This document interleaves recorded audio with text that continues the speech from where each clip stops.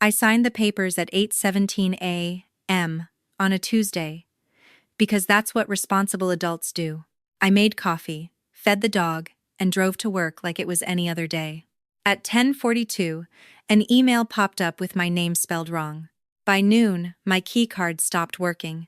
No one explained why the conference room door was locked, or why my chair was gone. What I didn't know then was that every rule I trusted was about to be used against me. I used to believe that doing things the right way was a kind of protection. Not luck, not charm, just rules, clear steps, sign here, submit there, follow the process, and nothing truly bad could happen to you. That Tuesday morning started like every other workday I'd had for the last 6 years. I woke up at 6:12 a.m. because my dog, Baxter, scratched once at the bedroom door and then stopped. He always did that one scratch, never two. I rolled out of bed, pulled on sweatpants, and checked my phone while the kettle heated. No missed calls, no texts, just the weather alert. Rain afternoon. I stood at the kitchen counter stirring instant oatmeal, watching the microwave clock blink from 6:19 to 6:20. The lease renewal envelope was still on the table, unopened, exactly where I'd left it the night before. I planned to sign it that weekend. 5 more years in the same townhouse, same quiet cul-de-sac outside Columbus, Ohio. Nothing dramatic, just stable. By 7:03, I was in my car, Baxter secured in the back with his harness, headed toward the office. The radio was tuned to the same local station I'd listened to since college. A traffic report. An ad for a used car dealership. A short segment about rising HOA fees in Franklin County. I remember that part because I nodded to myself, thinking, people complain too much. Fees are fees. At 8:17 a.m., I signed the papers. They weren't dramatic papers, no heavy folder, no legal language I couldn't pronounce. Just 2 forms placed neatly on a polished conference table, clipped together with a black binder clip. The ink from the pen bled slightly through the thin paper. I noticed that, but I didn't stop signing. Just standard compliance acknowledgement, Mark said, smiling from the other side of the table. Mark had been with the firm longer than anyone I knew. He wore the same navy blazer every Monday. He drank his coffee black, never used the mug warmer. I trusted him in the quiet way you trust someone you've never had a reason to question. I signed where the yellow tab pointed, initialed the bottom corner, dated it, Tuesday. I even wrote the time next to my signature, out of habit, 8:17 a.m. Appreciate you being prompt, Mark said. Makes things easier for everyone. That sentence stuck with me later. At the time, it felt like a compliment. I walked back to my desk, logged into my computer, and started my usual routine. Email, calendar. A shared spreadsheet I updated every morning before anyone else arrived. I flagged 2 entries that needed follow-up and made a note to bring them up in the weekly review. At 9:06, I refilled my water bottle. At 9:22, the printer jammed on the 3rd floor. At 9:41, I noticed that my name wasn't on the agenda for the 11 a.m. meeting. That wasn't normal, but it wasn't alarming either. Agendas changed, meetings shifted. I told myself I'd ask about it later. At 10:42, an email came through. The subject line read, "Action required." It was addressed to Allison Hart. My name is Alyssa. People misspell it all the time, so I didn't think much of that either. I opened the email and scanned it once, then again more slowly. It referenced a policy update I'd never seen, a restructuring of responsibilities, a temporary reassignment, effective immediately. The language was polite, neutral, almost careful. There was no greeting, no signature, just a PDF attachment and a sentence that said, "Please direct any questions to your department head." I clicked the attachment. It took a few seconds longer than usual to load. At 10:49, my calendar updated itself. The 11 a.m. meeting disappeared. At 10:53, I stood up and walked toward the conference room anyway. The hallway lights hummed the way they always did. Someone laughed near the break room. Someone else coughed. The building felt exactly the same. The conference room door was closed. I tried the handle. Locked. That was odd. Conference rooms weren't locked. Ever. I stood there for a second, my hand still on the handle, waiting for someone to open it from the inside. No one did. I checked my phone. 10:56. I turned back toward my desk. That's when I noticed my chair was gone. Not pushed in, not turned sideways, gone. The space where it had been was empty, clean, like it had never been there at all. My desk was still there. My monitor, my keyboard. Even the small plant I kept by the window, the one I watered every Friday at 4:30. But the chair was missing. I stood there longer than I should have, holding my water bottle, trying to think of a reasonable explanation.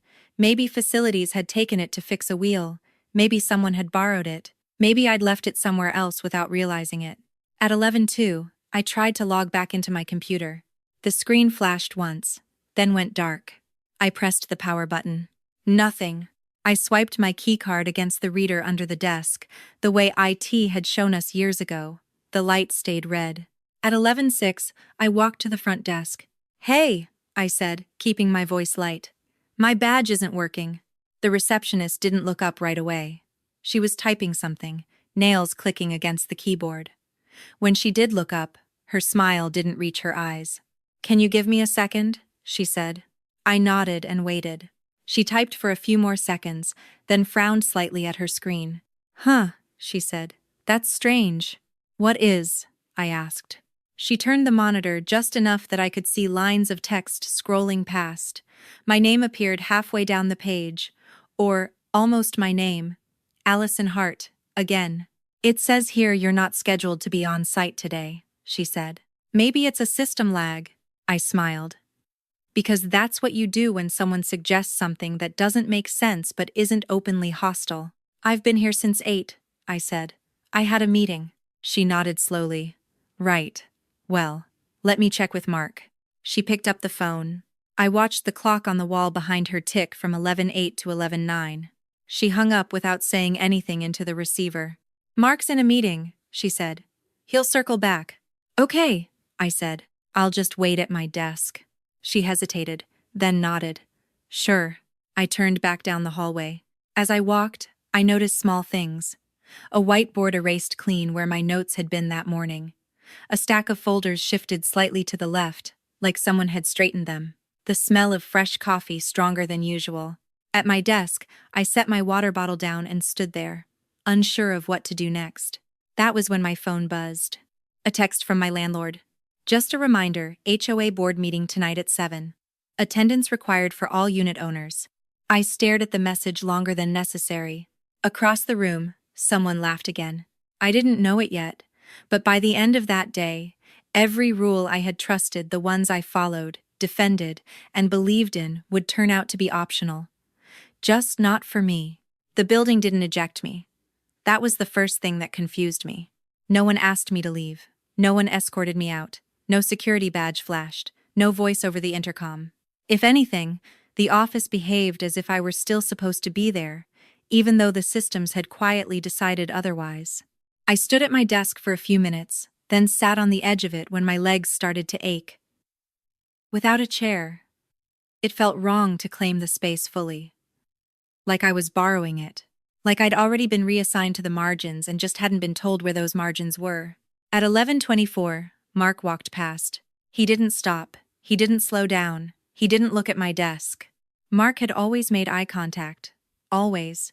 Even on days when he was rushing, he'd lift his coffee cup in acknowledgement or give a quick nod. That day, his gaze stayed fixed on the glass wall at the end of the hallway, as if my entire workstation had been erased. I said his name once, not loudly, not accusatory. "Mark." He paused, just long enough for me to think he might turn around. Then he said, "I'll follow up with you this afternoon," without looking at me, and kept walking. It wasn't cruel. That's what made it worse. It was procedural. By noon, my stomach had started to knot. Not from hunger, but from the effort of staying still. I didn't want to draw attention to myself by wandering. I didn't want to leave and look guilty. I didn't want to sit on the floor and look desperate. So I stayed where I was, pretending to review notes on my phone, pretending this was a normal interruption. At 12:07, my access to the internal messaging system disappeared. At 12:19, a calendar reminder popped up on my phone for the HOA meeting that evening. I dismissed it and immediately regretted it, like I'd ignored something important without knowing why. By 12:30, the office started to empty out for lunch. People passed my desk in pairs and small groups. Some nodded politely. Some avoided looking at me. One woman I'd worked beside for 3 years gave me a tight smile and said, "Hey, the way you say it to someone you're not sure you're allowed to talk to anymore." I realized then that something had already been said, maybe not officially, maybe not in writing, but enough people knew that they were adjusting their behavior in real time. At 12:46, I packed up my bag. I didn't announce it. I didn't ask permission. I just slid my notebook inside, zipped it closed, and walked toward the exit like I did every other day. The badge reader at the front door still worked, which felt like a small mercy I hadn't earned. Outside, the air smelled like rain that hadn't fallen yet. The sky hung low and gray, the kind of Ohio afternoon that feels heavier than it looks. I sat in my car for a full 10 minutes before turning the key. At home, Baxter greeted me like nothing was wrong. He wagged his tail, circled my legs, dropped his leash at my feet. Dogs don't care about organizational restructuring. They care about routine. I fed him early, then sat at the kitchen table with my laptop open, refreshing my email over and over like I might have missed something obvious. Nothing came. At 2:14, I received a single-line email from HR. "Please confirm receipt of earlier correspondence." No greeting, no explanation, no signature. I replied, "Confirmed." That was it. At 3:02, Mark finally called. "Hey," he said, voice neutral, almost tired. "Sorry for the confusion earlier." "I'm confused now," I said. "So yes." He exhaled. This is one of those situations where things move faster than communication. "What situation?" I asked. There was a pause, just long enough to register as deliberate.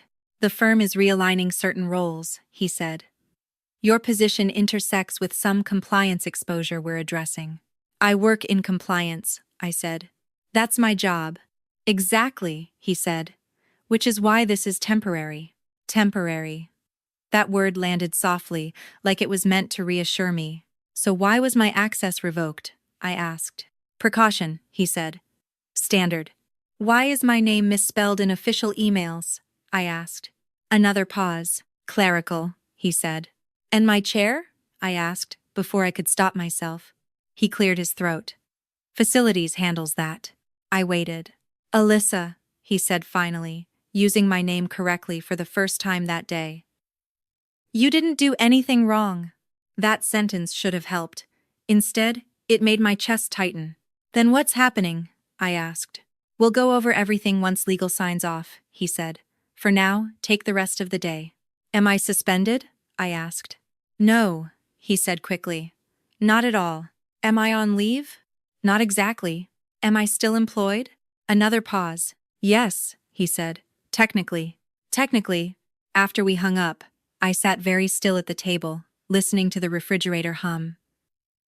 Baxter curled up under my chair, pressed his back against my feet like he always did. I thought about the papers I'd signed that morning, the binder clip, the yellow tabs. The way Mark had smiled and said, "Makes things easier for everyone."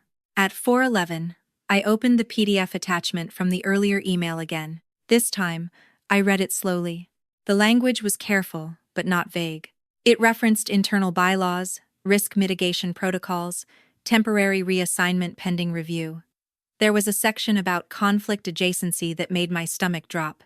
It mentioned an HOA, not by name, just as an external governance body under active assessment. My HOA, the one my landlord had reminded me about. The one that required my attendance that night. I scrolled further. There was a paragraph about recusal, about disclosure, about how individuals with dual exposure could not serve in certain advisory capacities. I leaned back in my chair and stared at the ceiling. For 5 years, I'd served on my HOA board, volunteer, unpaid. I'd reviewed budgets, signed off on vendor contracts, handled resident complaints about noise and trash pickup. It had never felt risky. It felt civic, responsible. I'd disclosed it when I was hired. It was in my file. I remembered filling out the form. HOA board member, unit owner, suburban townhouse community, low risk. Apparently, that had changed. At 5:26, my phone buzzed again. A group text from the HOA board. Reminder: tonight's agenda includes the reserve fund vote. Attendance is mandatory. I typed back, "I'll be there." Then I deleted it. Then I typed it again and sent it. The meeting room at the community center smelled like disinfectant and burnt coffee, folding chairs, fluorescent lights, a long table with name placards that hadn't been updated in years. I took my usual seat at 6:58 p.m. The board president, Tom, glanced at me and smiled too widely. "Glad you could make it," he said. Something in his tone made my skin prickle. At 7:04, he cleared his throat and said, "Before we begin, there's a procedural matter." My phone buzzed in my pocket. An email notification. From legal. I didn't open it. Not yet. Because suddenly, I understood something I hadn't seen all day. The office hadn't locked me out to punish me. They'd locked me out to protect themselves. And whatever was about to happen in that room, it had already been decided, just not by me. Tom didn't look down at his notes when he spoke. He looked at the wall behind me, the way people do when they're reading something they've already memorized and don't want to risk getting wrong. "Before we proceed with tonight's agenda," he said, hands folded on the table, "we need to address a compliance issue." The word landed differently here than it had that morning at the office. In the conference room downtown, compliance had sounded like a shield. In this fluorescent-lit community center, it sounded like a gavel. I felt my phone vibrate again in my pocket. Another email. I kept my hands on the table. Tom continued. "As of today, one of our board members has disclosed a potential conflict of interest. My name wasn't said. It didn't need to be." 3 heads turned toward me. 2 others kept their eyes on their folders, suddenly very interested in printed paper. I cleared my throat. "I disclosed my employment when I joined the board," I said. 5 years ago." Tom nodded. "Yes, and at the time, it wasn't an issue." "And now?" I asked. "And now," he said carefully, "new information has come to light." That phrase again. New information. No source. No timeline. Just the suggestion that something had shifted while I wasn't looking. "What information?" I asked. Tom glanced to his right. Linda, the treasurer, adjusted her glasses and slid a single sheet of paper toward him. It wasn't addressed to me. It wasn't labeled confidential. It looked like any other agenda attachment. Tom read from it anyway. "Due to the nature of ongoing financial decisions," he said, "specifically those related to reserve allocations and vendor contracts, it's been advised that members with professional ties to regulatory or oversight bodies recuse themselves from voting. It is Mako Day." I waited for the sentence to end. It didn't. "So," Tom said, finally looking at me. "Effective immediately, Alyssa will be recused from tonight's vote." "Tonight's vote," I repeated. "On the reserve fund." "Yes," he said. "The one that determines whether we approve the transfer," I said, keeping my voice steady. "That's correct." I felt something settle in my chest. Not panic, not anger, recognition. "Who advised this?" I asked. Tom smiled again. "Legal." "Which legal?" I asked. He hesitated. Just long enough. "Our counsel," he said. "For the association." I nodded slowly. "And when was this advice given?" "This afternoon," Linda said, too quickly. I looked at her. "After 4 p.m.? She blinked. "I'm not sure." Because at 4 p.m., I'd still been technically employed. At 4 p.m., I'd still had access. At 4 p.m., I'd still been inside the system. By 7 p.m., I was not. I leaned back in my chair. "Am I being asked to step aside for tonight?" I said. "Or to resign from the board?" Tom exchanged a glance with Linda. "Tonight," he said. For now." For now. The meeting moved on without me. They discussed landscaping bids, trash pickup schedules, a noise complaint on Hawthorne Lane. I listened, nodded when appropriate, took notes out of habit. When the reserve fund item came up, Tom cleared his throat again. "As discussed," he said, "Alyssa will abstain." I said nothing. The vote passed. Unanimous. 5 hands raised. Mine stayed flat on the table. The meeting adjourned at 8:12 p.m. People packed up quickly. Chairs scraped. Folders closed. Conversations resumed in low voices. Linda avoided my eyes. Tom approached me with his practiced smile. "Thank you for being understanding," he said. "Of what?" I asked. He faltered. "This situation." "What situation?" I asked again. He exhaled. "You know. The overlap." "I disclosed the overlap," I said. "You accepted it." "Yes," he said. "But circumstances change." "They do," I agreed. I walked out before he could say anything else. The rain had started while we were inside. A light drizzle at first, then heavier. I didn't run. I unlocked my car, sat inside, and waited until my breathing slowed. At home, I opened the email from legal. It was longer than the others, carefully worded, full of references to statutes and internal review protocols. It confirmed what Mark had implied without stating outright. I was under temporary internal review due to potential exposure conflicts arising from external governance involvement. It advised me not to participate in any decision-making bodies, pending clarification. It did not say I was suspended. It did not say I was cleared. It existed in a gray space that felt intentional. At the bottom, there was a sentence I hadn't expected. "Failure to comply may result in further action." I closed the laptop. That night, I didn't sleep much. I lay awake listening to the rain hit the siding, Baxter's steady breathing beside the bed. I replayed the day in my head, not emotionally, but mechanically, like a checklist. The papers, the email, the chair, the badge, the HOA vote. None of it was overtly hostile. None of it violated a rule on its face. That was the problem. The next morning, I woke up to a voicemail. It was from the HOA management company. "Alyssa," the woman said, cheerful and professional. "Just following up on last night's meeting. Per council's recommendation, we'll need to update our records regarding your board status. I'll send over the paperwork." Paperwork again. At 9:18 a.m., an envelope arrived by courier. No return address. Inside was a single-page form. Voluntary recusal acknowledgement. I read it twice. It didn't ask me to resign. It didn't state wrongdoing. It simply documented that I was voluntarily stepping back from participation in board matters to avoid the appearance of conflict. Appearance. At the bottom, there was a line for my signature. I set the paper down and stared at it for a long time. This was the value they were taking from me. Not my job, not yet, not my home, not directly.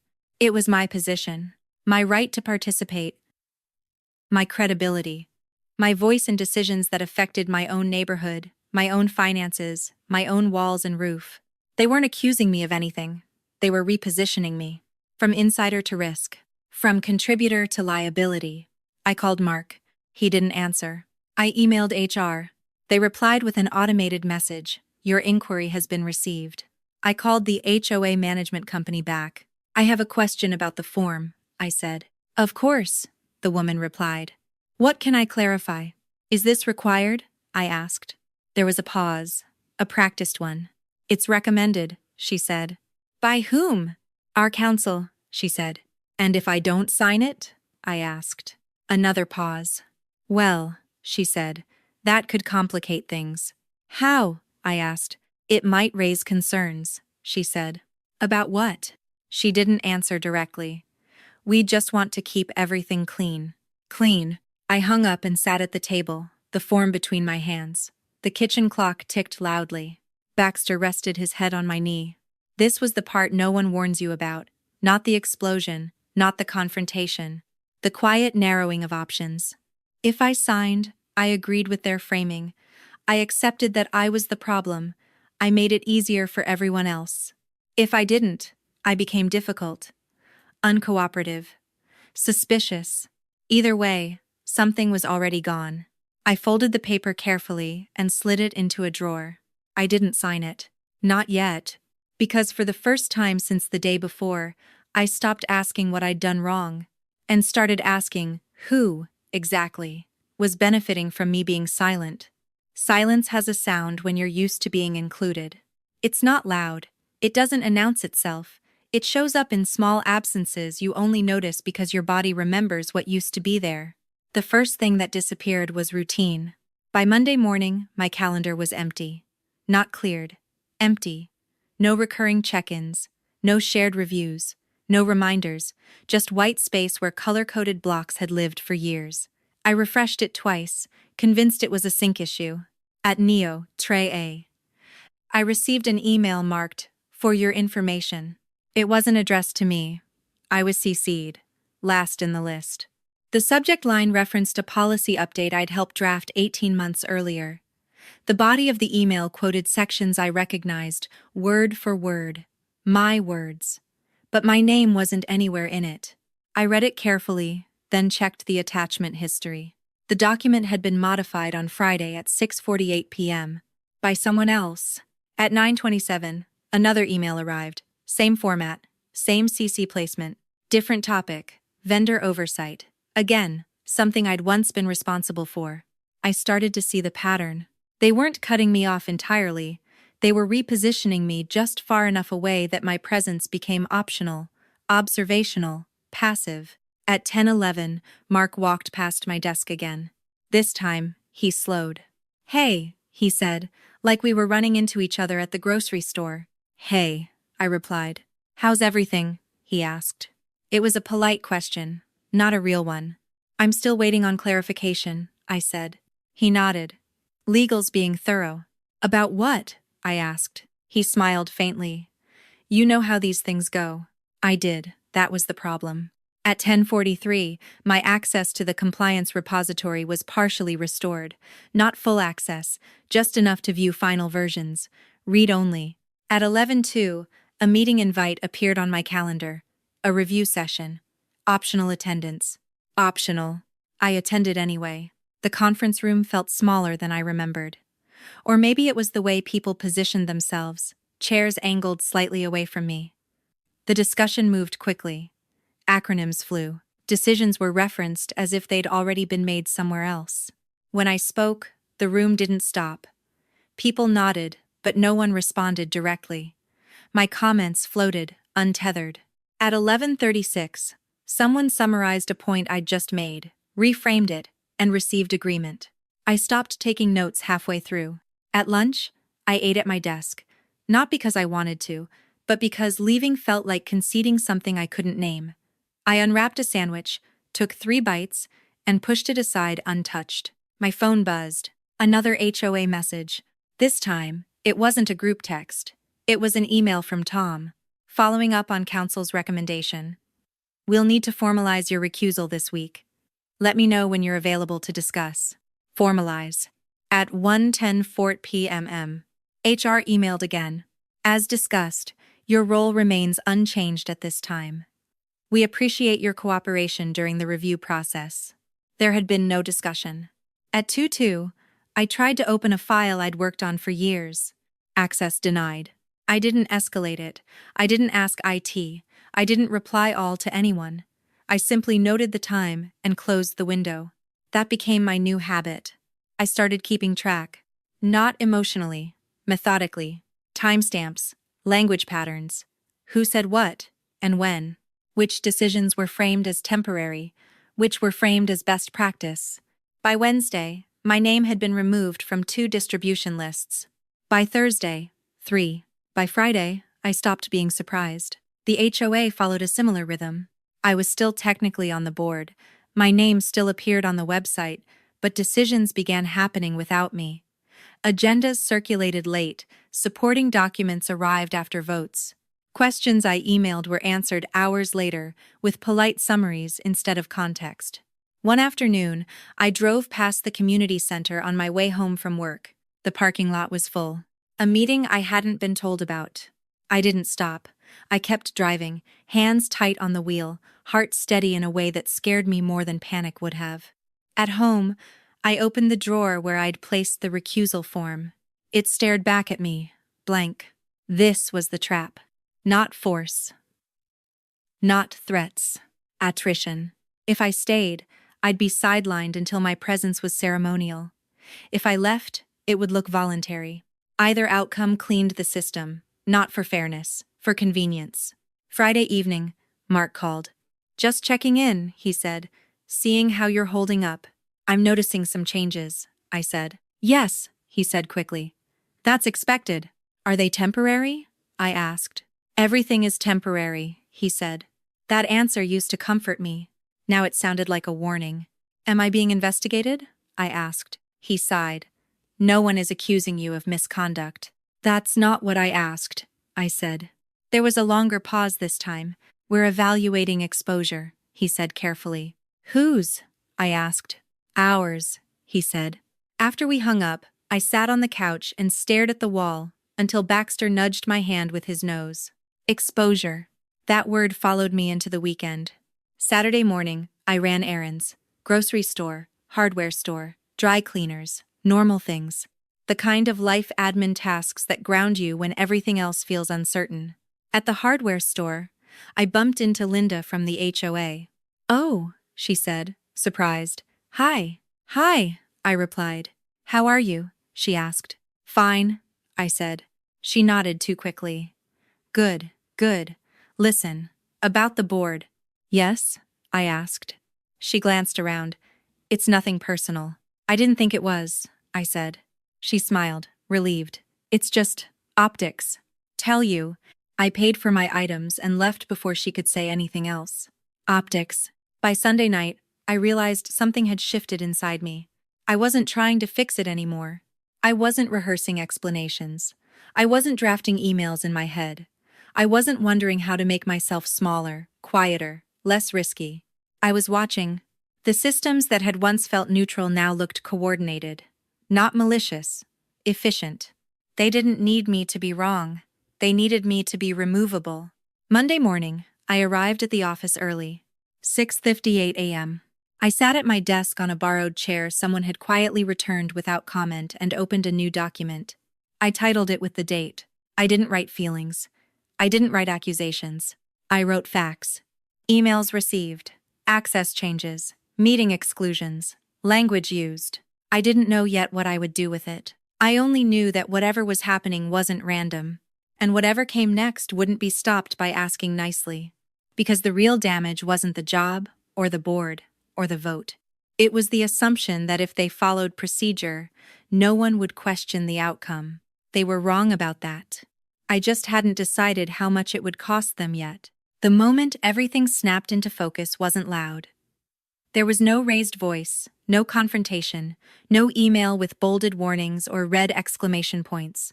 It happened on a Wednesday afternoon at 3:37 p.m.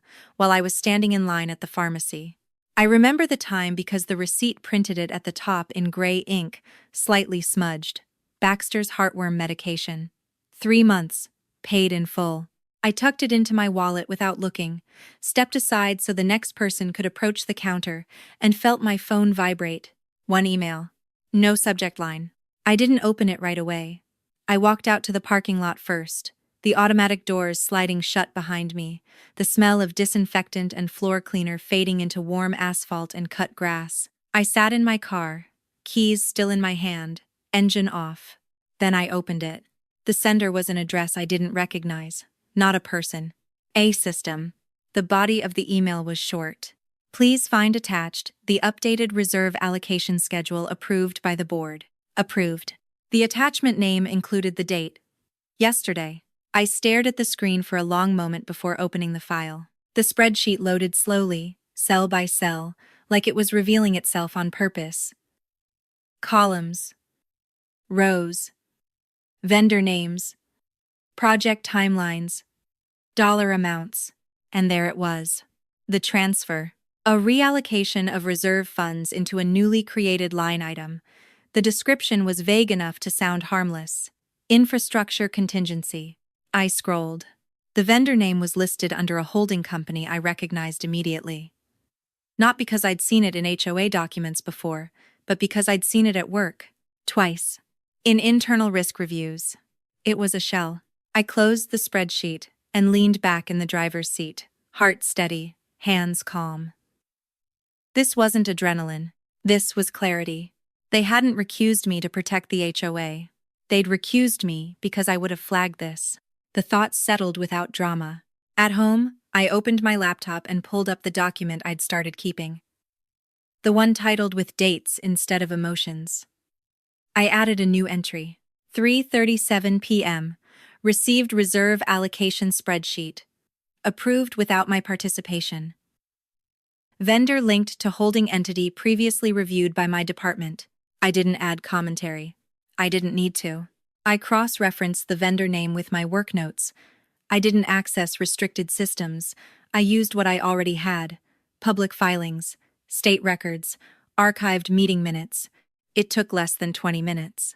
The holding company had been registered 6 months earlier. Same week, the HOA had issued its first RFP for infrastructure improvements. The registered agent address matched a law office I'd seen on 2 unrelated compliance matters. Not illegal. Just interesting. At 4018, my phone rang. It was Tom. "Hey," he said, overly casual. "Just wanted to make sure you saw the updated schedule." "I did," I said. "Good," he said quickly. "We moved faster than expected." "I noticed," I said. There was a beat. "Everything okay?" he asked. "Yes," I said. "I was just curious." "About what?" he asked. "The vendor," I said. "When was that selected?" "Oh," he said, "that was handled through council." "Which council?" I asked. "Our council," he repeated, like a reflex. "Right," I said. "And the conflict determination, was that related to this?" Another pause. "No," he said. "Those were separate issues." I smiled, though he couldn't see it. "Okay," I said. "Thanks for clarifying." We hung up. I didn't confront him. I didn't accuse him. I didn't even ask the question he was expecting. I let him believe the explanation had worked. That night, I sat on the floor with Baxter, sorting old paperwork I'd shoved into boxes when I moved. Deeds, HOA bylaws, welcome packets, annual disclosures. I found the conflict of interest policy from the year I joined the board. I read it again, slowly. It didn't say what they'd told me it said. It didn't require recusal for professional experience. It required recusal for direct financial interest. I highlighted the line and saved a scanned copy. Then I opened the email from legal again, the one advising me to avoid participation pending clarification. It referenced an internal guideline, not a law, not a statute, a guideline. I searched the guideline number. It had been revised. Last month, I sat back on the couch, the weight of it pressing into me all at once. This wasn't a misunderstanding. It wasn't overcorrection. It was coordination. They'd created just enough ambiguity to move me out of the way without ever accusing me of anything. They'd reframed my presence as risk, then acted quickly in that space. I wasn't collateral damage. I was inconvenient. The next morning, I received a calendar invite. Meeting with legal, optional attendance. Optional. I accepted. The conference room downtown had frosted glass walls and a long oval table, the kind of room designed to feel neutral and authoritative at the same time. 2 attorneys were already seated when I arrived, both polite, both careful. "Thank you for coming," one of them said. "We just want to talk through a few things." "Of course," I said. They asked questions without waiting for answers. Clarifying questions, framing questions, questions that assumed the conclusion they wanted. I answered truthfully, precisely, without volunteering. At the end, one of them smiled and said, "This is all very helpful." "Is it?" I asked. He nodded. "We're confident we're moving in the right direction." "For whom?" I asked.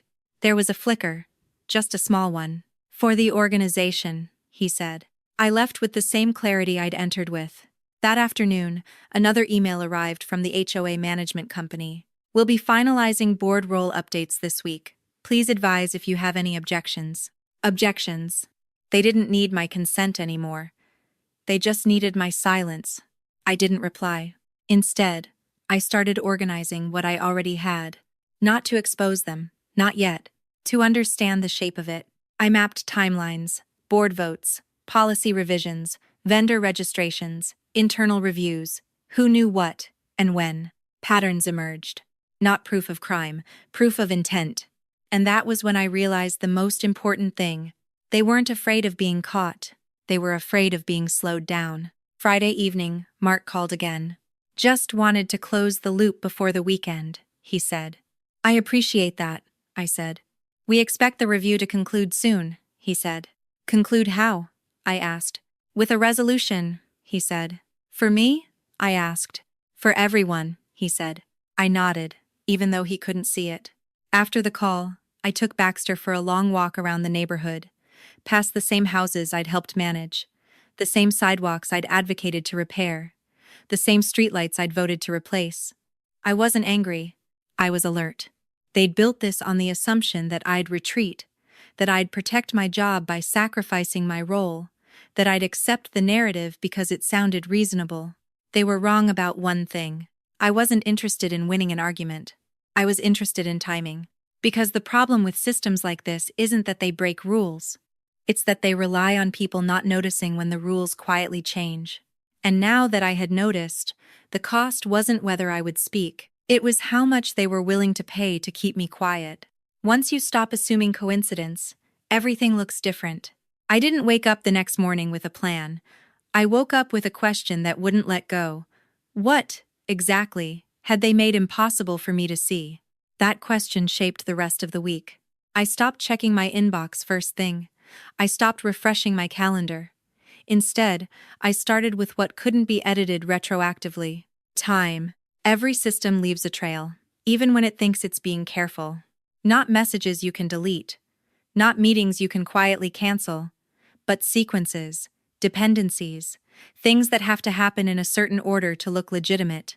I opened my laptop and pulled up public records. Secretary of State filings, HOA annual reports, vendor registrations, nothing proprietary, nothing protected, just data that existed whether anyone wanted me to look at it or not. The holding company from the spreadsheet came up again. Same registered agent, same mailing address, a suite number that didn't actually exist on the building directory. That was common enough. Not illegal, just efficient. I followed the trail backward. The company had been incorporated 2 days after the HOA board approved language authorizing alternative reserve investment structures. Language I remembered reviewing, dismissing as theoretical. At the time, it had seemed harmless. Now it felt like scaffolding. I opened the minutes from that meeting. I'd taken them myself. I recognized my phrasing. Clear, neutral, professional. The vote had been unanimous. Except for one thing. The vendor selection wasn't in the minutes. It had been added later. I could tell because the formatting didn't match. Slightly different font size, margins off by a fraction of an inch. To most people, it would look identical. To someone who'd prepared dozens of these documents, it stood out immediately. I checked the document metadata. Created. Thursday, 9:14 p.m. Last modified. Friday, 6:48 p.m. The meeting had been on Tuesday. I leaned back in my chair and let the information settle. They hadn't just removed me from the vote. They'd rewritten the record. At work, my access remained partial, enough to read finalized reports, enough to know what conclusions were being presented, not enough to see how they'd been reached. But reports reference sources. Policies reference revisions. Revisions reference dates.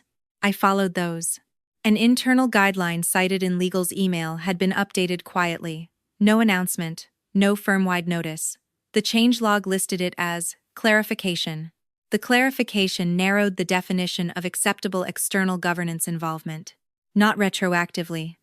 Prospectively. Except they were applying it backward. I printed the old version, highlighted the language, printed the new version, highlighted the change. I placed them side by side on the table and stared at them for a long time. This wasn't sloppiness. This was design. Wednesday afternoon, I received another message from the HOA management company. Just checking in. We'll need to confirm your availability for a brief call. I replied with a single sentence. Please send questions in writing. There was a delay. Then a polite response. Of course. No questions came. At the office, people had stopped pretending nothing was happening. They didn't whisper. They didn't avoid me dramatically. They adjusted. Meetings were moved to earlier times. Conversations paused when I approached, then resumed with forced normalcy. My input was acknowledged, then deferred. I wasn't being silenced. I was being diluted. Thursday evening, I sat at the kitchen table and spread everything out. Printed policies, board minutes, vendor filings, email timestamps, a legal pad with dates written in neat columns. I didn't label it evidence. I labeled it sequence. Sequence tells you motive without accusing anyone of intent. By Friday, the picture was clear enough to be unsettling. The HOA wasn't being protected from me. It was being used. The reserve funds weren't being mismanaged overtly. They were being repositioned, parked temporarily, routed through entities that insulated decision-makers from direct scrutiny. The firm wasn't distancing itself from the HOA out of caution. It was aligning itself just far enough away to deny involvement while benefiting from the delay. And I was the friction point. I'd seen similar structures before in my professional life. Not criminal, not ethical, profitable. They relied on one thing: time. As long as no one slowed the process down, everything would finalize before anyone asked the wrong question. Friday night, Mark emailed. Quick note before end of week. Legal expects to wrap early next week. Appreciate your patience. Patience, I replied. Understood. Then I opened a new document and titled it with the week's date. I didn't speculate. I didn't editorialize.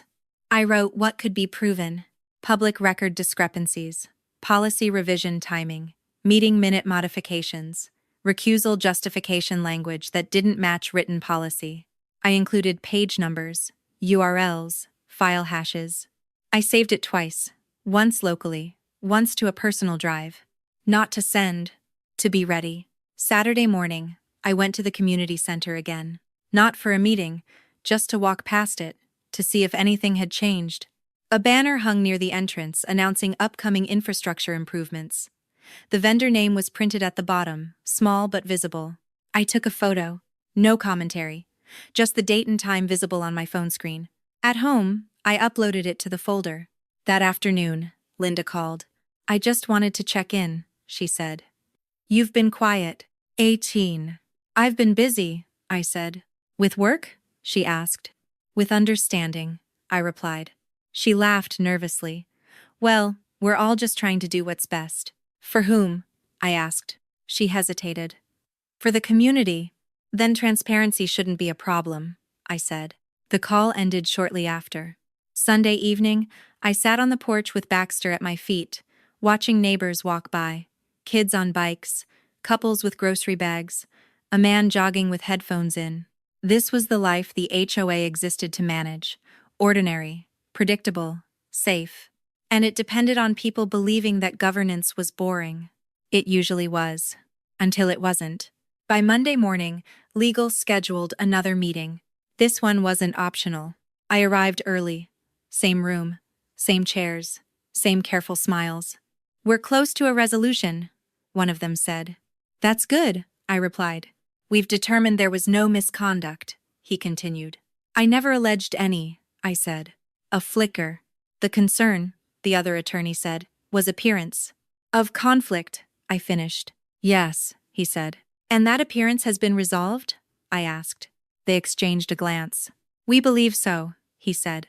How? I asked. By clarifying roles, he said. And ensuring appropriate distance. From what? I asked. The HOA, he said. Which I disclosed, I said. And which policy did not prohibit. He smiled tightly. Policies evolve. So does exposure, I said. Silence. I didn't press. I didn't accuse. I didn't present anything. I let them sit with the fact that I knew more than they thought. After the meeting, Mark walked with me to the elevator. Everything okay? He asked. For now, I said. He nodded. Good. The elevator doors closed. Inside, alone, I finally allowed myself to name it. This wasn't about removing me. It was about controlling the pace. And now that I understood the mechanism, I didn't need to rush. Because systems like this don't collapse when you push them. They collapse when you stop cooperating with the timing they depend on. I stepped out into the lobby, phone in hand, and drafted one email. Not to legal, not to the HOA. To myself, a reminder. You don't need to expose everything. You just need to interrupt it. And for the first time since that Tuesday morning, I felt something close to calm. They still thought this was about whether I'd comply. They hadn't realized yet that compliance wasn't the leverage. Time was. And I had just taken it back. The strange thing about having leverage is that it doesn't feel powerful at first. It feels heavy, Once I understood what was happening, really understood it, the urgency drained out of everything. I stopped waking up with my heart racing.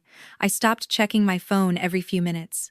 The anxiety that had been buzzing under my skin all week settled into something quieter and more demanding. Responsibility. Because knowing how a system works doesn't just give you options. It forces you to choose what kind of person you're going to be inside it. On Tuesday morning, Legal sent a follow-up email summarizing our conversation. Polite, careful, designed to close the loop without leaving fingerprints. Based on our review, we do not anticipate further action at this time. We appreciate your cooperation. At this time, I read it twice, then archived it without replying. At work, my access remained unchanged. Still read-only, still peripheral. Enough to stay informed, not enough to interfere. That was deliberate. They wanted me calm, but not active. Visible, but harmless. The HOA followed the same pattern. A revised agenda was sent for the next meeting. My name was still listed under board members, but my role was marked as non-voting, temporary. No explanation attached, no timeline offered. Temporary had become permanent adjacent. I could have objected. I could have sent a carefully worded email citing bylaws and policy language. I could have forced them to respond on the record. That's what the old version of me would have done. The version that believed clarity led to correction. But clarity wasn't the problem. Control was. I spent that week watching how people behaved when they thought the risk had passed. Mark stopped checking in. HR went silent. Legal moved on to other things. The HOA management company resumed its usual cadence, sending routine notices and reminders like nothing unusual had happened. The machinery had returned to normal speed. That's when I understood the real dilemma. If I spoke now publicly, formally, decisively, I would interrupt the process.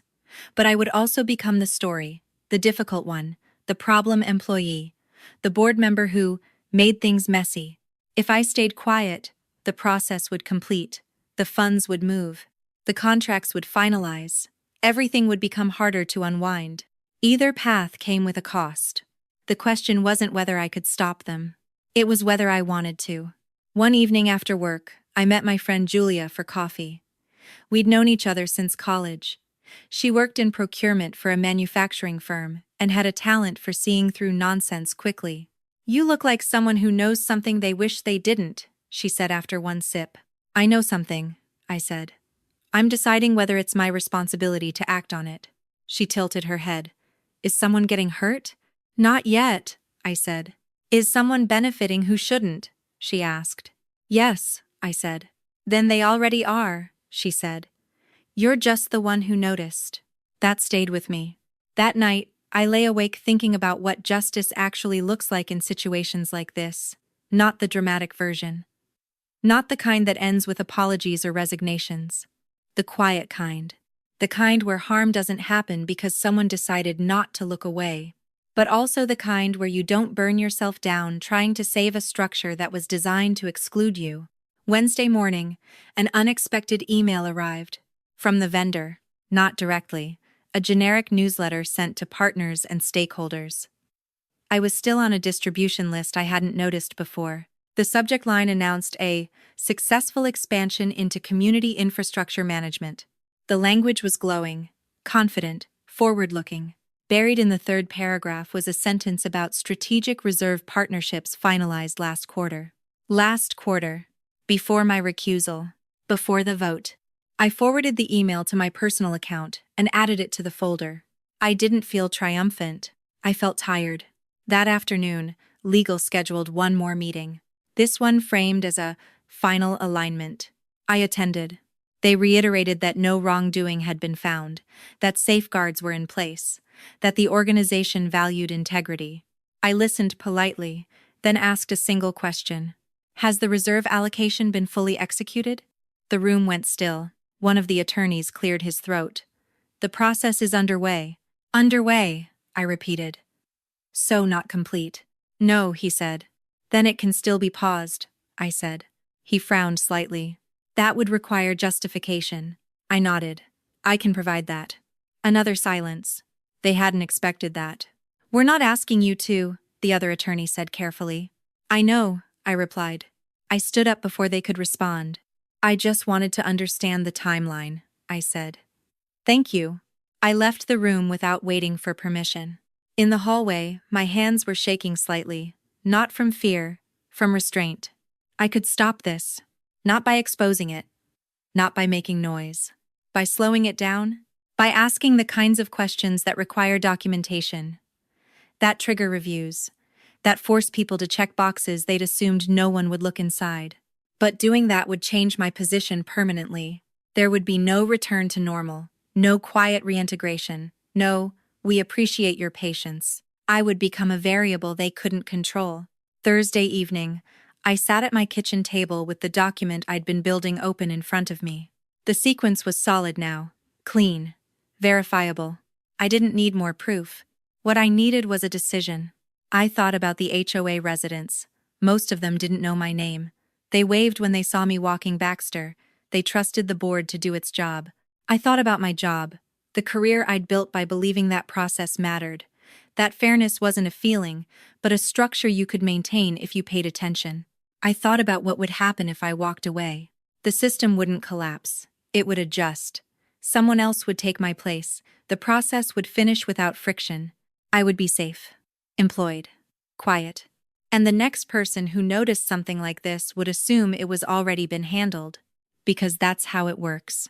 Friday morning, I opened my calendar and blocked 2 hours the following week. I labeled it Documentation Review. Then I sent one email. Not accusatory, not dramatic, to legal, the HOA management company, and the board president. Before further execution of the reserve allocation, I'm requesting clarification on the conflict determination applied to my recusal, including policy basis and timing. I'll be submitting a written request for records pursuant to governing documents. I read it 3 times before sending.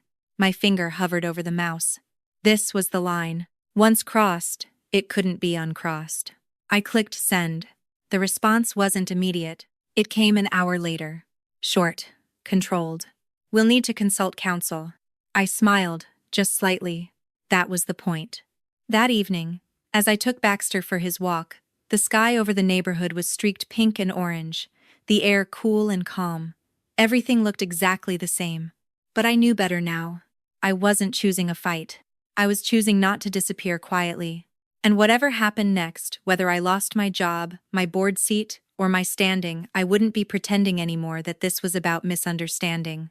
It was about power, timing, and the expectation of silence. They'd counted on my cooperation. What they were about to learn was that I'd already paid the price of being compliant. Anything that came next would be cheaper than that. The moment you interrupt a process, the tone changes. It doesn't announce itself with anger. It shows up as delay. The morning after I sent the email, my inbox stayed quiet. No acknowledgements, no objections, no reassurance, just absence. By noon, I received a calendar invite titled Preliminary Discussion. No agenda, 3 attendees, 30 minutes. I accepted. In the meantime, things slowed. The HOA management company postponed its next bulletin. The vendor's website quietly removed the announcement about strategic reserve partnerships. At work, a report that had been circulating for final sign-off stalled in draft status. Nothing reversed. Nothing canceled. Paused. At 1 p.m., I joined the call. The faces on my screen were neutral, professional, slightly strained, legal. The HOA counsel, Tom, seated too close to his webcam. "Thank you for making time," one of the attorneys said. "We want to ensure alignment. Thanks for watching." As again, "Of course," I replied. They spoke first. They always did. They explained that my request had raised questions about process, that further review was needed to ensure consistency, that no conclusions should be drawn prematurely. I listened. When they finished, I said, "I'm not asking for conclusions." They blinked. "I'm asking for records," I continued. "Policy language, revision dates, the basis for my recusal, that's all." Tom shifted in his chair. "We've already explained—" "You explained verbally," I said. "I'm asking for it in writing." The attorney smiled thinly. "That may take some time." "I understand," I said. "Take what you need." The call ended without resolution. That was fine. Over the next few days, I did very little outwardly. I went to work, I completed the tasks I still had access to, I attended meetings when invited, I spoke when appropriate. I didn't escalate, I didn't confront, I waited. Behind the scenes, the system reacted. On Wednesday, the HOA board meeting was postponed due to scheduling conflicts. On Thursday, legal requested an extension on responding to my records request. On Friday, Mark stopped by my desk. "Just checking in," he said, leaning casually against the partition. "Everything okay?" "Yes," I said. "Just reviewing documentation." He nodded, eyes flicking to my screen. "Anything we should be concerned about?" I met his gaze. "Only accuracy. Ever."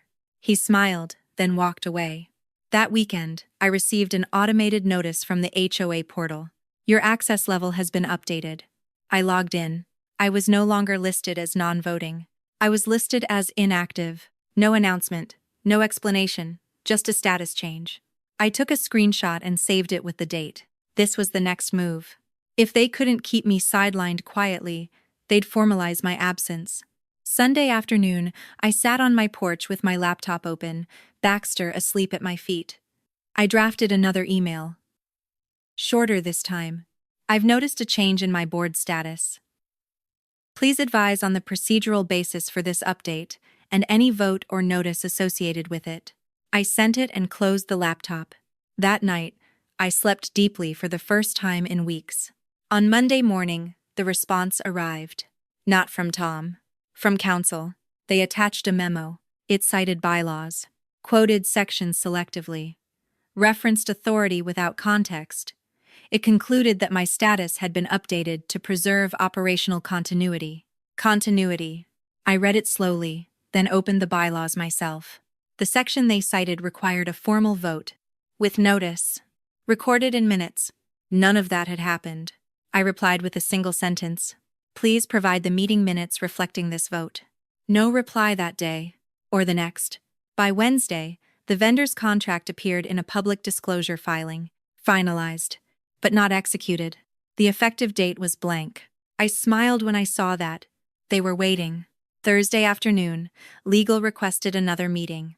This one was longer. This one included someone new, a senior partner. He introduced himself, thanked me for my professionalism, and spoke at length about shared values. When he finished, I said, "I have a question." He nodded. "Why wasn't I given notice before my board status was changed?" I asked. He leaned back slightly. "That was an administrative adjustment." "The bylaws don't allow administrative adjustments," I said. "They require a vote." He smiled. "We interpret them differently." "That interpretation wasn't documented," I said. Another pause. "We're correcting that," he said. "By reversing it?" I asked. "No," he said. "By formalizing it." There it was. They weren't going to put me back. They were going to legitimize my removal. I nodded. "Then I'll need the timeline for that vote." He raised an eyebrow. "Why?" "So I can submit my statement," I said. "Statement?" Tom asked, startled. "Yes," I said. "The bylaws allow that." They exchanged glances. "Of course," the senior partner said. "We'll coordinate." After the meeting, I sat in my car for a long time, hands on the steering wheel, breathing steadily. This was the part people misunderstand. I wasn't winning. I was being contained. They weren't backing down. They were hardening their position, making it defensible. And they were doing it because I'd forced them to slow down. That was enough. Friday morning, I received the notice. Special board meeting, agenda attached. Item 3. Formalization of inactive board member status. I read it twice, then opened a new document. My statement. I didn't accuse anyone of misconduct. I didn't reference the vendor. I didn't mention money. I outlined facts, dates, policies, deviations. I attached exhibits, public filings, screenshots, archived documents. I submitted it within the required window. That afternoon, Mark emailed. "We need to talk." I replied, "Happy to." We met in a small conference room near the elevators. He looked tired. "You're making this harder than it needs to be," he said. "I'm making it accurate," I replied. "For what?" he asked. "For the record," I said. He sighed. Do you realize what this could cost you? I met his eyes. Do you realize what it's already cost me? He looked away. The board meeting happened without me. I watched the recording later. They voted. Unanimous. My status was formalized. Inactive. The chair thanked me for my service. That night, an email arrived from legal. Given recent developments, the firm has determined it's in everyone's best interest to separate roles entirely. We're prepared to discuss next steps. There it was. The consequence. They'd slowed down enough. Now they wanted me gone. I closed the email and leaned back on the couch, Baxter's head on my lap. I wasn't surprised. This had never been about whether I was right. It was about whether I'd accept the cost of not being wrong quietly. And now that cost had been named. The question wasn't whether I could stay. It was whether I wanted to. Because the system had revealed itself. And once you see that, going back isn't neutral. It's consent. I reached for my laptop and opened the folder one last time. Everything was there. Organized, time-stamped, ready. I didn't need to send it. Not yet. But for the first time, I understood exactly what power looked like in a place like this. It wasn't exposure. It was the ability to walk away with the truth intact. And that decision, the one they thought they were forcing on me, was about to become mine. The meeting they scheduled to end it all was set for a Thursday at 9 a.m. No dramatic title, no ominous language, just next steps discussion in a neutral font, sent from legal with 3 names in the CC line and no agenda attached. I didn't prepare the way I would have a month earlier. No color-coded notes, no rehearsed explanations, no contingency scripts. I prepared by sleeping. I woke up early, fed Baxter, made coffee, and sat at the kitchen table watching steam curl up from the mug. Outside, a delivery truck idled on the street, then moved on. The neighborhood was quiet in the way it always was on weekday mornings, people leaving for work, kids waiting for buses, nothing remarkable. I dressed carefully, not formally, not defensively, just like myself. When I arrived at the office, my badge still worked. That detail felt almost intentional, like they wanted to end things cleanly. The conference room was larger than usual. Windows on 2 sides, a long table, water pitchers already set out. The senior partner was there again, along with HR this time. Mark sat near the end, hands folded, eyes tired. "Thank you for coming," the senior partner said. "We want to have an open conversation." I nodded and sat down. HR spoke first, carefully, about alignment, about risk, about how sometimes roles evolve in ways that make continued employment complicated. No accusations, no raised voices. Then legal spoke, about boundaries, about reputational considerations, about how my external activities, though disclosed, had become intertwined with internal matters in ways that were no longer sustainable. They spoke for 15 minutes without interruption. When they finished, the senior partner looked at me. "We want to know how you're feeling about all this." I almost laughed. "Clear," I said. He smiled, relieved. "Good. Clear about what?" Mark asked quietly. I turned to him. "About what this is. It's something HT." The room went still. "This isn't about compliance," I continued, "or conflict, or appearance." The senior partner's smile tightened. "This is about timing," I said. "And friction." HR shifted in her seat. "You needed the process to move," I said. I slowed it down. "Now you want to remove the obstacle." "That's not fair," Mark said quickly. "It doesn't have to be," I replied. "It just has to be accurate." The senior partner cleared his throat. "We're prepared to offer a separation package," he said. "One that recognizes your contributions." I nodded. "I assumed you would." He slid a folder across the table. "We think this is a reasonable path forward." I didn't open it. "Before we talk about that," I said, "I have one question." He gestured for me to continue. "Has the reserve allocation been executed?" I asked. The senior partner hesitated. "Why is that relevant?" "Because, if it has," I said, "then this meeting is about closure. If it hasn't, it's about control." Silence. "No," he said finally. "It has not." I nodded. "Good." Mark looked between us. "What does that change?" "It changes who's making the decision," I said. I reached into my bag and placed a single document on the table. Not the whole folder, not the timeline, just one page. It was my statement. The one I'd submitted to the HOA, with exhibits attached. I've already requested records formally, I said. Under governing documents. That process is active. The senior partner's expression hardened slightly. I haven't alleged misconduct, I continued. I haven't contacted regulators. I haven't shared anything externally. HR leaned forward. Are you threatening to? No, I said. I'm explaining context. I paused, letting that land. If I leave quietly, I said, you can finalize everything without further delay. Ask Ho. And if you don't? The senior partner asked. Then you'll need to answer questions, I said. Not accusations, questions. Mark closed his eyes briefly. This doesn't have to be adversarial, the senior partner said. It already is, I replied. You're just used to being on one side of it. He studied me for a long moment. What do you want? He asked. It was the first honest question anyone had asked me all week. I took a breath. I want my work to end cleanly, I said. I want the record to reflect what actually happened, and I want no conditions attached to my departure. HR blinked. No non-disparagement?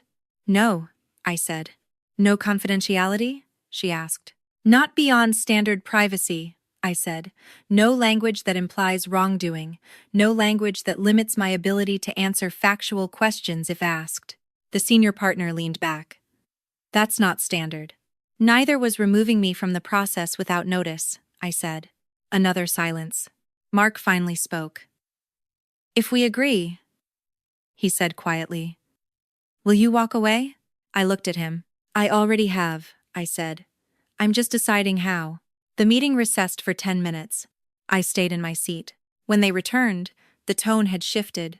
We can revise the terms, the senior partner said. There will be no admission of fault on either side. Good, I said. There shouldn't be. And you'll withdraw from the HOA entirely, he said. I nodded. I already have. He frowned. You resigned? I submitted my resignation this morning, I said. Effective immediately. Mark looked up sharply. You didn't tell me. I wasn't required to, I said. That was the moment I saw it land. The leverage hadn't been the documents. It had been the choice. I wasn't asking them to remove me. I'd already removed myself from the piece they were trying to control. The separation agreement was revised by the end of the day. Clean, quiet, mutual. I didn't negotiate for more money. I didn't ask for a title change or a recommendation letter. I didn't want anything that tied me to the narrative they were constructing. When I signed, it was at 4:26 p.m. I noted the time out of habit. I walked out of the building with a small box of personal items and my bag over my shoulder.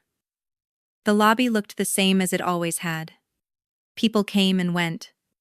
No one stopped me. Outside, the air was cool and clear. I sat in my car for a moment, hands on the wheel, feeling the strange weightlessness that comes after a decision you didn't know you were strong enough to make. My phone buzzed. An email from the HOA management company. Given your resignation, we'll be moving forward with operational updates. Thank you for your service. I deleted it without replying. I drove home slowly, took Baxter for a walk, fed him dinner. Normal things. Later that night, I opened my laptop and looked at the folder one last time. Everything was still there, untouched, unsent. I closed it and shut the laptop. I hadn't exposed anyone. I hadn't won in the way stories like this are supposed to end. But I had done something far more disruptive. I'd refused to let them define the terms of my exit. And in a system built on control and timing, that was the one outcome they couldn't manage. They could move forward now. So could I. The only difference was that I knew exactly what I was leaving behind. And I didn't need to take it with me. People assume the hardest part is walking away. It isn't. The hardest part is what comes after when no one is forcing you anymore, when the pressure disappears, and you're left alone with the question you managed to postpone for weeks. What am I actually going to do with what I know? The morning after my last day, I woke up at the same time out of habit. 6:12 a.m. Baxter scratched once at the door and stopped. I got up, made coffee, stood at the counter, and waited for the familiar jolt of urgency that usually came with mornings. It didn't come. There were no emails to check, no calendar alerts, no documents waiting for review, just quiet. I took Baxter for a long walk through the neighborhood, past the same houses I'd helped manage, past lawns I'd argued over budgets to maintain, past sidewalks that had once felt like shared responsibility instead of background scenery. Neighbors waved. One woman asked if I'd be at the next HOA meeting. I smiled and said no, not anymore. She nodded like that made sense. It was strange how quickly the world accepted my absence. Back home, I opened my laptop and stared at the folder one last time. Everything was there. The sequence, the policy changes, the filings, the screenshots, the emails, clean, organized, ready to be sent anywhere, to anyone, at any time. I didn't feel anger when I looked at it. I felt tired, because the truth was, I could still do it. I could send it to regulators. I could forward it to the HOA residents. I could file complaints, request audits, trigger investigations that would drag on for months or years. I had enough to make life very uncomfortable for a lot of people, and for a few days, that thought sat with me. Not as revenge, as balance. They had maneuvered me out, they had protected themselves, they had assumed silence. Why shouldn't there be consequences? I made another cup of coffee and sat down, forcing myself not to rush the answer. What would actually happen if I sent it? The HOA would freeze. Meetings would be canceled. Lawyers would take over. Residents would panic. Assessments might spike. Projects would stall. The firm would circle the wagons. Internal reviews. Carefully worded statements. Quiet settlements. And me? I would become the story. Not the systems, not the process. Me, the former employee, the disgruntled board member, the woman who couldn't let it go. It wouldn't matter how clean the facts were. It wouldn't matter that I'd acted carefully, methodically, within the rules. The narrative would be decided without me, just like everything else had been. I closed the folder. That afternoon, I received an email from a recruiter, a position I'd applied to weeks earlier, back when I didn't know how much my life was about to shift. They wanted to schedule an interview. I stared at the screen longer than necessary, then replied yes. The next day, another email arrived. From the HOA management company. Not formal. Not legal. Just a short note. We're in the process of finalizing outstanding matters. Please let us know if you have any concerns. Concerns. I almost laughed. They were still bracing, still waiting for the other shoe to drop. I didn't reply. Instead, I drafted a different email. To myself. I wrote out, in plain language, what I believed had happened. No legal framing, no strategy, just truth, stripped of leverage. I read it once, then deleted it, because something had changed. I wasn't deciding whether to punish them. I was deciding whether to carry this forward. And that was when the real twist landed, not as a dramatic realization, but as a quiet certainty. I didn't want their system to be fair. I wanted it to stop being mine. That night, I took the folder and moved it. Not to the cloud, not to a drive. To an external hard drive I'd bought years earlier and never used. I labeled it with the date and placed it in a drawer. Not destroyed. Not weaponized. Contained. The power wasn't in releasing it. The power was in choosing not to. Because the truth no one tells you is this. Once you understand how these systems work, once you see the machinery clearly, participating on any side starts to feel like complicity. I didn't want to reform it. I didn't want to expose it. I wanted out. A week later, I sat in an interview room across from two people who didn't know my story. They asked about my experience. I answered honestly, without bitterness, without omission.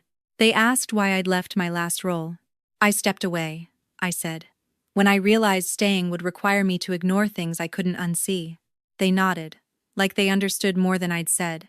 Maybe they did. When I got home, Baxter greeted me with the same enthusiasm he always had. The world hadn't collapsed. No investigations had been launched. No one had called to threaten me or beg for silence. Nothing happened. And that was the point. A month later, I received one final message. From Mark. Short. Uncharacteristically direct. I hope you're doing well. I wanted you to know the reserve allocation was redirected. Different vendor, quietly. I read it twice. No apology. No admission. Just information. I typed a response, then deleted it. I didn't owe him closure. The system had adjusted. Not because I exposed it. Because I'd refused to participate on their terms. That evening, I sat on the porch again, watching the sun drop behind the houses. Baxter lay at my feet, warm and solid and unconcerned with governance structures or reserve funds. I thought about how easily this could have gone another way. How tempting it would have been to burn it all down, to demand acknowledgement, to force justice in the only language these systems recognize. But justice that requires your continued entanglement isn't freedom. It's just another role. I hadn't won anything. I hadn't reclaimed a seat at the table. I'd done something quieter, and in some ways harder. I'd refused the prize. I'd walked away from leverage, from recognition, from the satisfaction of being right. And in doing so, I'd taken the one thing they couldn't restructure, revise, or reframe. My consent. The world didn't applaud. No one thanked me. Life simply moved forward. And for the first time since that Tuesday morning when everything started, that felt like the most honest ending possible. The consequences didn't arrive all at once. They never do. They showed up in fragments, scattered across weeks, in the kind of quiet adjustments that only register if you're paying attention. 2 weeks after I left, the HOA sent out its quarterly newsletter. I received it automatically, my email still on a general list no one had bothered to clean up. The language was upbeat, forward-looking. There was a brief paragraph announcing a revised infrastructure strategy and thanking residents for their patience during the review period. No mention of vendors. No mention of delays. No mention of me. I read it once and deleted it. At my old office, things shifted too, though I only heard about it secondhand. A former colleague texted me one afternoon with a screenshot of an internal announcement. A reorganization, new reporting lines, a temporary pause on external advisory engagements, pending alignment. The wording was familiar. Mark didn't reach out again. I didn't expect him to. What surprised me wasn't the speed with which the system adapted. It was how quickly everyone seemed relieved that it had. People like clean endings. They like narratives that resolve without discomfort. A quiet departure, a revised plan, a new vendor, a reshuffled org chart. It lets everyone move on without asking what almost happened. And maybe that was the real aftermath, not damage, but erasure. At first, that bothered me more than I expected. I'd spent weeks being hyper-aware, tracking every shift, every omission, every half-truth. I'd been braced for fallout, for anger, for consequences that would confirm I'd made the right choice. Instead, there was calm. Too much calm. It made me question myself in ways the confrontation never had. Had I imagined the severity? Had I overestimated my role? Had it really mattered at all? Those questions crept in during quiet moments. Folding laundry, waiting in line, standing at the sink, washing dishes while Baxter lay on the kitchen floor, tail thumping softly every time I moved. I learned quickly that the absence of retaliation doesn't feel like vindication. It feels like anticlimax. The new job moved forward steadily. Interviews, a background check, an offer. It wasn't flashy. It wasn't senior leadership. It was solid, clear boundaries. No volunteer boards tied to regulatory oversight. No blurred lines between civic duty and professional risk. When I accepted, the hiring manager said, "We like people who know when to step away." I didn't ask what she meant. I didn't need to. On my first day, I arrived early, sat at a clean desk, and logged into a system that had nothing to do with my past life. No shared calendars, no lingering access. No invisible threads tying me back to decisions I no longer believed in. That felt like relief. But relief has a shadow. Without the tension, without the constant assessment of risk and timing, I had space to think about what I'd actually lost. Not the job, not the board seat, not the leverage. I'd lost a version of myself I'd believed in for a long time. The one who thought that systems corrected themselves if you followed the rules closely enough. That fairness was a function of transparency. That participation was always better than withdrawal. I'd built my career on those assumptions. I'd volunteered my time on those assumptions. I'd accepted inconvenience, discomfort, and silence on those assumptions. Letting them go felt like grief. Not sharp, dull, persistent. One evening, about a month after everything ended, I ran into Linda again. This time at the grocery store. She spotted me near the produce section and hesitated, like she wasn't sure if she was allowed to approach. "Hi," she said finally. "Hi," I replied. She glanced at my cart, then back at me. "How have you been?" "Good," I said. And for the first time, it wasn't performative. "That's good," she said. She shifted her weight. "Things have been busy." "I imagine," I said. She nodded. "The board's going through some changes." I waited. "They brought in an outside consultant," she continued, "to review processes." I met her eyes. "That makes sense." She looked relieved that I didn't sound angry. "You know," she said carefully, "there were some discussions about how everything was handled." I tilted my head. "Were there?" She nodded. "Not officially. Just people talking." "About what?" I asked. She hesitated. "About whether we moved too fast." I thought about the weeks I'd spent documenting, waiting, choosing restraint over reaction. "Maybe," I said. She swallowed. "I'm sorry things ended the way they did." I believed her. That was the strange part. "I'm not," I said. She looked surprised. "Really?" she asked. "Really," I said. She studied my face for a moment, then nodded slowly. "Well," she said, "take care of yourself." "You too," I replied. We parted without awkwardness. I stood there for a moment longer, staring at a stack of apples I didn't need, and felt something shift. That conversation didn't give me closure. It gave me distance. The system hadn't collapsed. It hadn't been exposed. It hadn't even been publicly corrected. But it had adjusted. Not out of shame, out of caution. That was the consequence. Quiet oversight, added layers, consultants, revised procedures. Enough friction to discourage a repeat without ever admitting the first iteration had been flawed. And me? I'd become a reference point. Not a hero, not a whistleblower. A variable. The kind people remember when they're deciding how far they can push something next time. I didn't know how to feel about that. Some nights, I opened the drawer where the external hard drive sat and rested my hand on it without taking it out. Not as a threat, as a reminder. I hadn't destroyed the truth. I hadn't released it either. It existed, intact, whether anyone acknowledged it or not. That mattered more than I'd expected. As time passed, the urge to revisit everything faded. Not because it wasn't important, but because it no longer belonged to my present. I stopped checking HOA notices. I stopped scanning news for familiar names. I stopped wondering whether I should have done more.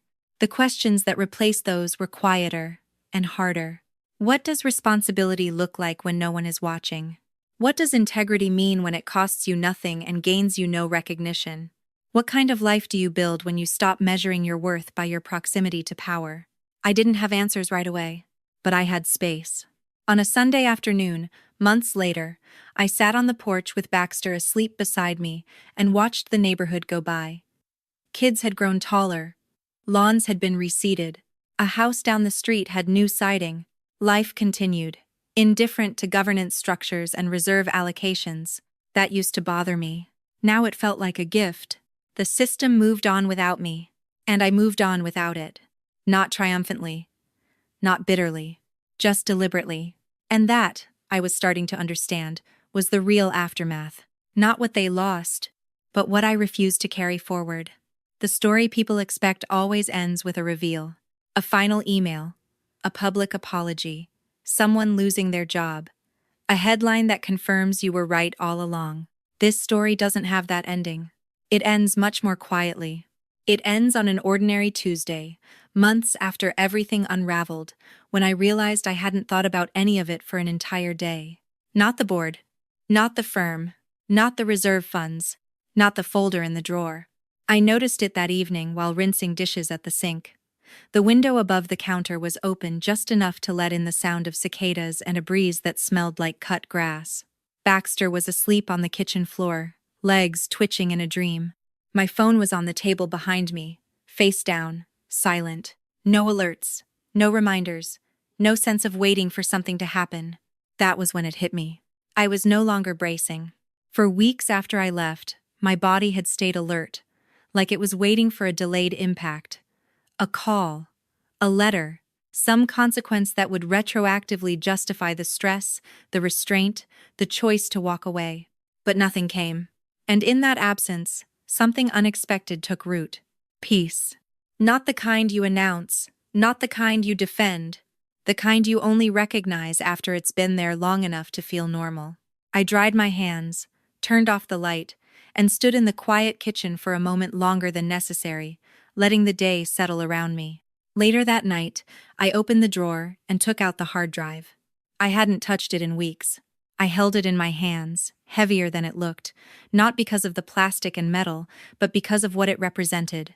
Proof, leverage, a version of justice I could still choose if I wanted to. I plugged it into my laptop. The folder opened instantly. Familiar structure, familiar names, everything exactly where I'd left it. For a moment, I let myself imagine it. Sending the files, watching the fallout, knowing I'd changed the narrative permanently. I didn't feel tempted. I felt tired. Not tired like someone who's been defeated. Tired like someone who's finished. I ejected the drive and set it back in the drawer, this time without ceremony. I didn't lock it away. I didn't move it to a safer place. I simply let it exist, because the truth was, I didn't need it anymore. The power I'd thought it held had already done its work, not through exposure, but through choice. I'd chosen not to stay. I'd chosen not to play along. I'd chosen not to become the kind of person who mistakes escalation for resolution. That choice didn't make me virtuous. It made me free. The next morning, I woke up before my alarm. Sunlight filtered through the curtains, soft and unremarkable. Baxter stretched, yawned, thumped his tail against the bed like he always did. I didn't check my phone. I made coffee and drank it slowly, standing at the counter, watching a neighbor load groceries into their trunk across the street. Another ordinary moment. Another sign that the world hadn't ended just because I'd stepped out of a system that once defined me. At work, the day passed without incident. A meeting, a review, a problem solved the straightforward way. No politics, no subtext. No sense that I needed to read between the lines. On my lunch break, I walked outside and sat on a bench with my sandwich, feeling the sun on my face, and realized something else. I trusted myself again. Not the version of myself that had tried to make everything work. Not the version that believed patience was always rewarded and silence was always noble. The version that knew when to stop. That trust was the real inheritance of everything that had happened. Not evidence. Not vindication. Not a cautionary tale I could tell at parties. Just clarity. A few weeks later, I ran into Mark one last time. It was unplanned. A coincidence at a coffee shop near the office I used to work in. He looked older, tired in a way that sleep doesn't fix. We recognized each other at the same time. "Hey," he said. "Hey," I replied. We stood there awkwardly for a moment, two people who shared something neither of us wanted to unpack. "How have you been?" he asked. "Good," I said.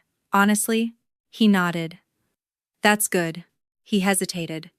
"Things are different now." "I figured," I said. He took a breath. "You were right about some things." I looked at him. "I know." He smiled faintly, like that hurt and relieved him at the same time. "I wish it hadn't gone the way it did." "So do I said, and meant something different than he did. We didn't talk about the details. We didn't talk about what almost happened, or what had quietly been changed because of it. We talked about the weather, about how busy things were, about nothing that mattered. When we parted, there was no closure, no forgiveness scene, no dramatic acknowledgement, just distance. And that was enough. That night, as I took Baxter for a walk, the streetlights flickered on one by one, casting long shadows across the pavement. The neighborhood was calm, predictable, safe.